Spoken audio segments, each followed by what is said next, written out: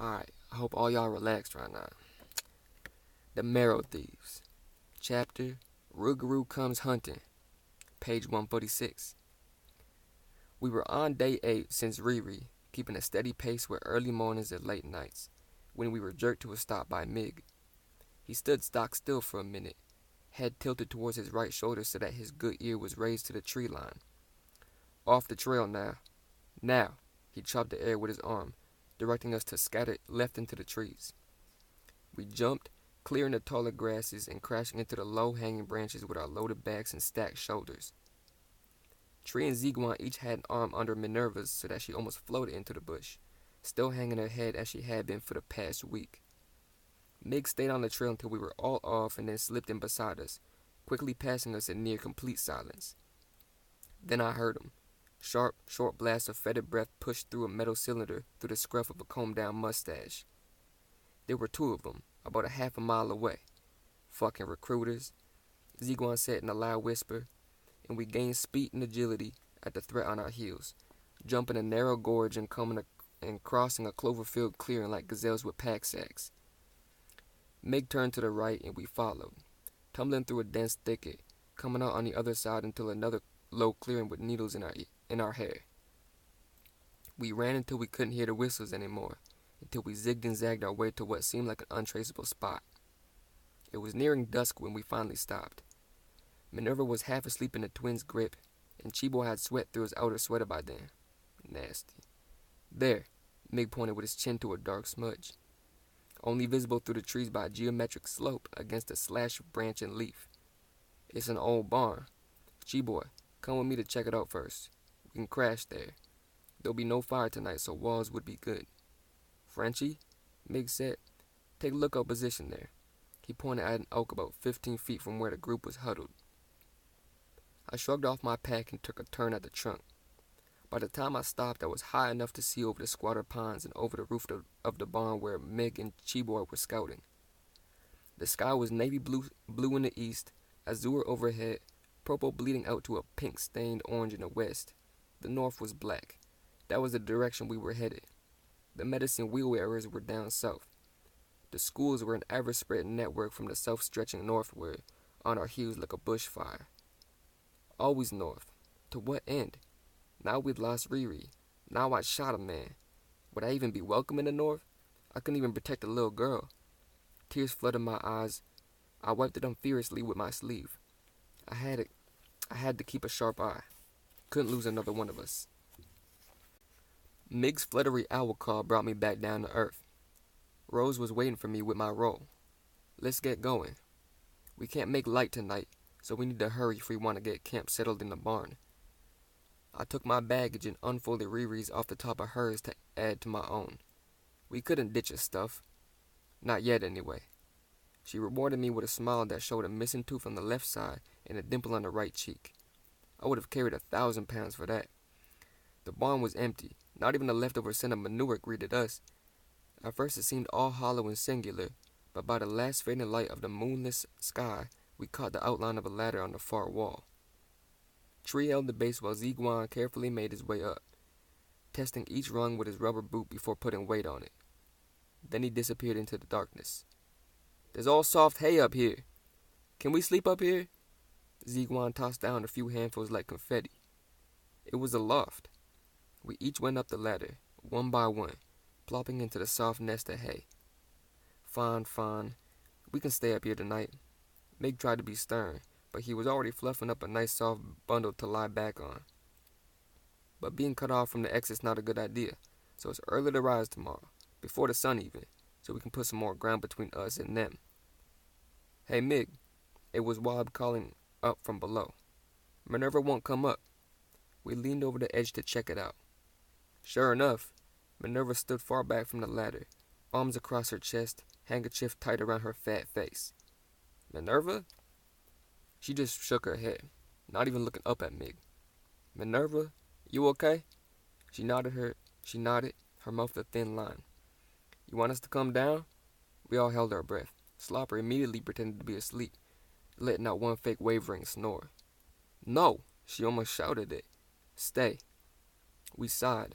Slopper's eyes opened. Okay. Meg rubbed his chin. You want us to come and make your bed down there? She nodded again and walked to the center of the open barn, pointing at the floor directly in the middle.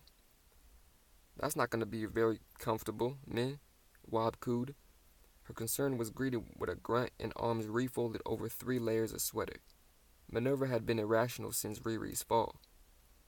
It had been 8 days of forced meals, stubbornness, and waves of tears.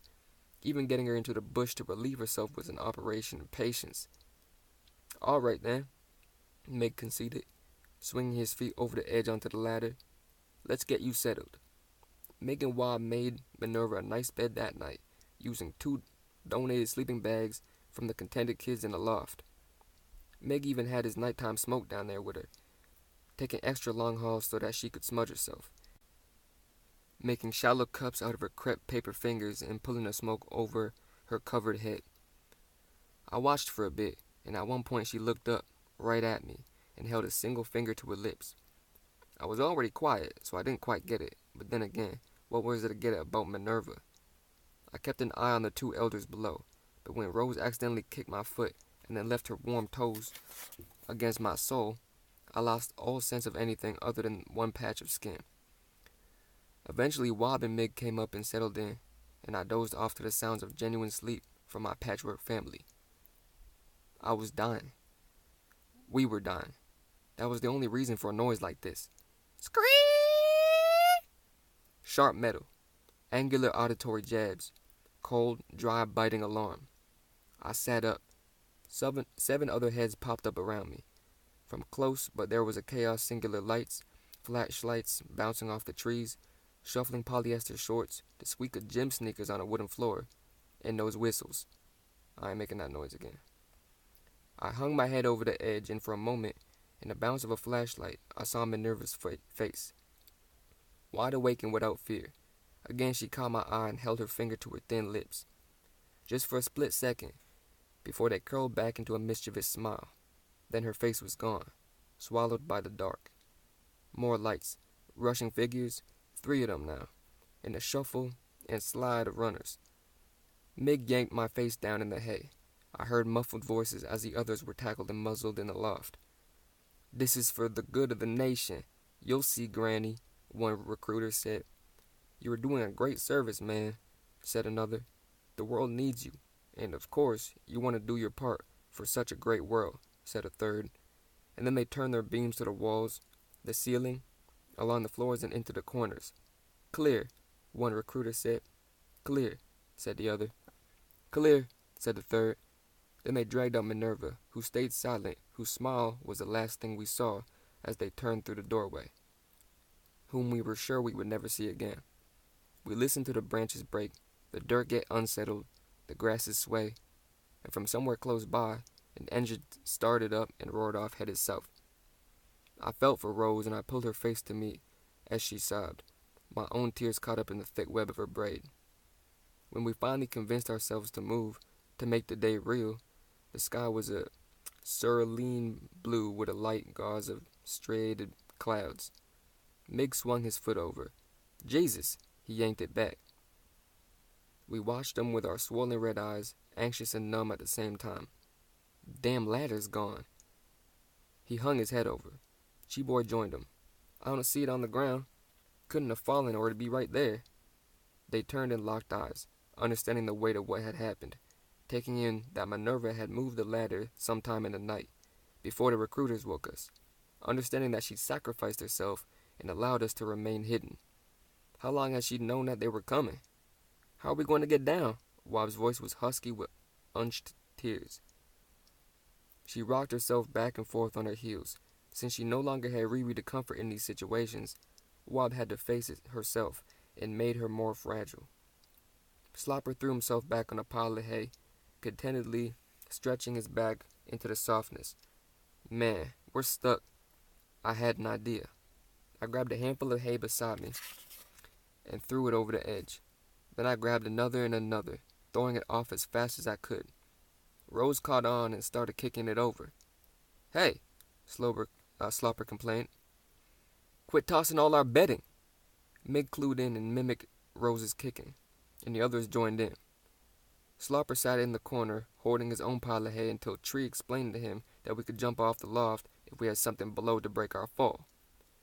We threw our packs to the ground below, and then, one by one, we jumped after them. When the last body had fallen, we straightened ourselves out and re-shouldered our packs. We stopped at Minerva's bed, rolled up the bags, and folded her faded star blanket. Wob took that one. She unfolded it halfway to tuck Riri's soft blankie inside and then folded it back over, her grief inside grief, like the blankets themselves. It was Rose who found the jingles. In a small fold of hide were 24 rolled in tin lids. They weren't smooth and uniform like the jingles we'd seen in old pictures, hung from women's dresses, being danced in the grand entries at the old powwows when we were safe to make noise. These were rough around the edges from our camp can opener, and stamped with expiry dates, and some with company labels. Campbell's, Heinz. We passed them around, careful not to slice our fingers on their jagged curves. But why? Aren't these supposed to make noise? Slopper was confused.